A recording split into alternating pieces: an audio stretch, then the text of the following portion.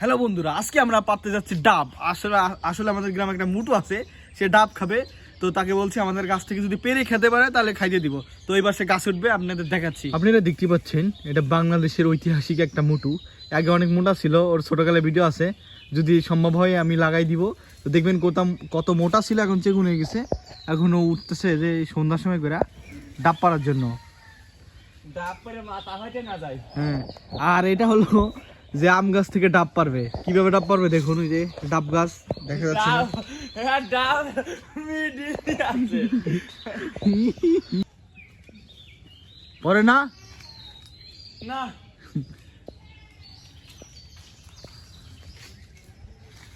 আর আমরা কিন্তু ডাব চুরি করছি না, কারণ গাছগুলো কিন্তু আমাদেরই।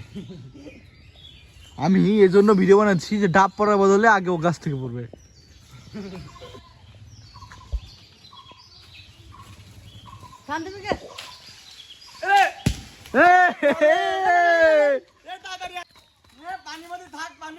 আরে পড়ে গেছে সব পানি। ওই আসতে আমি আর পারবো না। তাতে মগের মধ্যে ধরে কে পারিনি। আর তো ব্যাটের মধ্যে ওর। হ্যাঁ, দেখ মিষ্টি নাকি মিষ্টি। এ ভাই আমার একটু চালা দে ভাই। আর তুই কে দাও ধরি।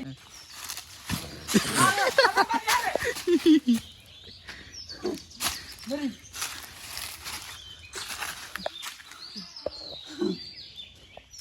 কেমন শান্তি, একটু পানি নাই। আছে মানে পানি পানি আমি আরে মারে আমার নগে।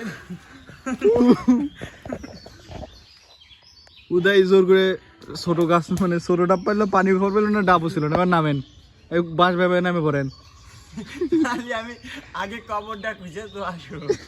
জোর লাভ হইলো, ও ডাবটা দৌড় পেরে আইনে। পানি তো একটু খাইতে পাইছিল, তিতে। হ্যাঁ, ডাব হইলো এখন ছোট, তারপরে ওরা পারছে খাওয়া। দেখতে পাচ্ছেন এগুলো আমাদের ডাব গাছ। ওই যে ওই পাশে আরো আছে, এই যে এই পাশে আমাদের ডাব গাছ মোট 8-9টা আছে। আপনারা আবার ভাবেন না যে আমরা চুরি করতেছি।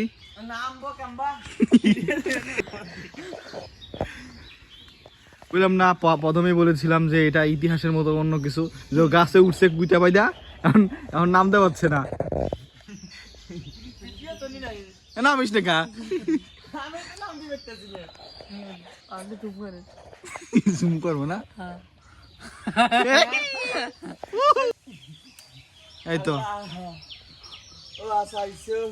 এবার নামে পর। নামতে কষ্ট হবে না। লাভ দেন, লাভ হিরো কি অনন্ত জলির মতন ডিগ বাজি দেন। আমি ঠিক বাজি দিলি গার ভাঙে চলে বলে দেখবেন।